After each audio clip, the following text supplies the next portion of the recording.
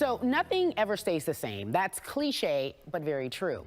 And also, when things do change, we as humans usually reject that change. That's my armchair analysis to simply say Alabama is not in the top 4 college football rankings, and there's been some pushback.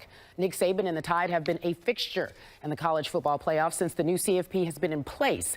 But now there is a shift in power. I'll explain. For the first time ever, not a single team has kept its ranking from the previous week. After a big win against Alabama, LSU is number 1. They occupy the top spot for the very first time, and clearly excited about it. Ohio State dominated Maryland last week, but fell to number 2. This is the first time that the number 1 team fell from the top spot after the win since the CFP rankings began. After coming in at number 5 in the initial release, Clemson moved up to number 3. The Tigers are one of 3 teams with an 80% chance to reach the CFP. The other, OSU and LSU. Rounding out the top 4 is Georgia. It moves up from number 6 in last week's release. The Bulldogs are in the top 4 for a 3rd straight year, reaching the CFP in 2017. But back to number 1, and that would be LSU. Here's Coach O. How do you feel?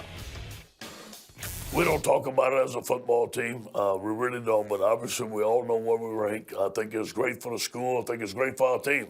I think it's great for the university. I think it's great for recruiting. But the object is to be number 1 at the end of the season.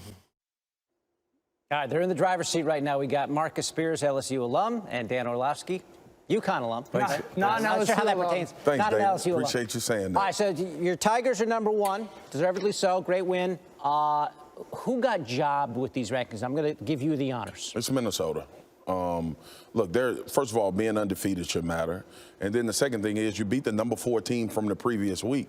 Now, I don't know if the committee made a decision to say, hey, we can't bump a team from 17 to 5 or 17 to 4. So they put them 8, which is safe, right? Because they still have Wisconsin, still have Ohio State. So Minnesota can play their way into it. But it reminds me of Wisconsin a couple of years ago. They're good, but we don't believe them. Like when they get to this certain point, this is when the season will be over. But right now, there shouldn't be much of an argument for Minnesota at the least to be ahead of Oregon and Utah. Yeah, it's Minnesota. Runaway. Here's why. Minnesota has a really big win last week against Penn State. They have no losses. The teams ahead of them, outside of LSU, can't say that. If you want to put Ohio State and Clemson 2-3 because they've been dominant, fine. Georgia does not have a really good win. They don't have a really good win like Penn State was for Minnesota. They have a loss. Top 6 teams, Georgia. And they have a loss. Alabama does not have a really good win, but they have a loss. Oregon and Utah both have a loss without a really good win. Yeah. So you can tell me how you feel about certain teams all you want. My facts trump your feelings. The fact is Minnesota has a really good win and no losses. The fact that they're at 8 is a joke. But the committee has told us that their feelings matter, right? With Alabama getting in the playoff a couple years ago without playing in a championship.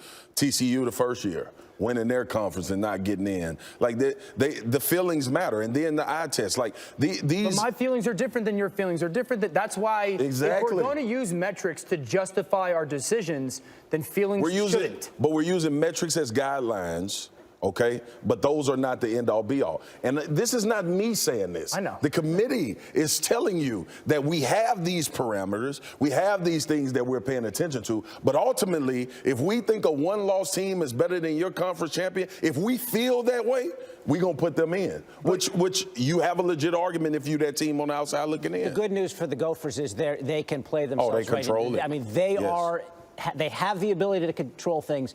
Alabama might not have the ability to do it. I mean, their final 3, what do they have? They got Western Carolina, they got Auburn, and they got Mississippi State. So what path do you see for Bama to get in? Bama's a tough path. Attrition. You know, like they gotta hope. They gotta get help. Yeah. I mean, the interesting thing is their 2 biggest rivals. They gotta be massive fans of, right? Like Auburn, they've got to be a big fan of Auburn this weekend when Auburn plays Georgia, and then they have to be big fans of LSU that they went out. They got to get some help from the Pac-12. A one-loss Pac-12 champion is probably going to have just as good of a conversation as in Alabama. They've got to get help from Iowa or Wisconsin when it comes to playing Minnesota. Like they need a lot of help to get back into the top Two four. varying factors, right? We talk about Georgia and their loss to South Carolina. Well, obviously the committee felt that the win against Notre Dame and Florida outweighed the fact that they lost to South Carolina and put them 4 and put Alabama 5.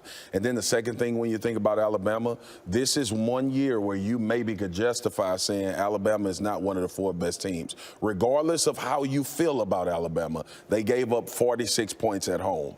Like, we can talk about the 41 But that they put up, they put up 41 on LSU. David, the thing that saved Alabama was defensively, they stopped people. The game they lost against Auburn, the year they went to the championship, was a closely contested game and low scoring. The committee, what I'm The saying fact is, that they're doing it differently doesn't matter, though. They're still a really good team. They're doing it with offense instead of defense. It absolutely Let me throw matters. this out to you. Oklahoma.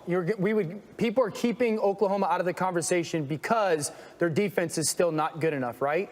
Oklahoma's defense in conference gives up less yards per play than Alabama's does in conference. But we penalize Oklahoma because of their defense. Because if you measure the offense up, you could say the same thing about a lot of teams. Oklahoma averages 40. LSU averages 40. Right now, Ohio State averaging damn near 80. Yeah. So that point argument, you have to find that defensive side to really make that decision. We have a few more weeks to where we can argue these points. We're getting wrapped right now. It's Marcus and Dan talking to us as we get through the second week of the playoff rank. Yes. Wrap.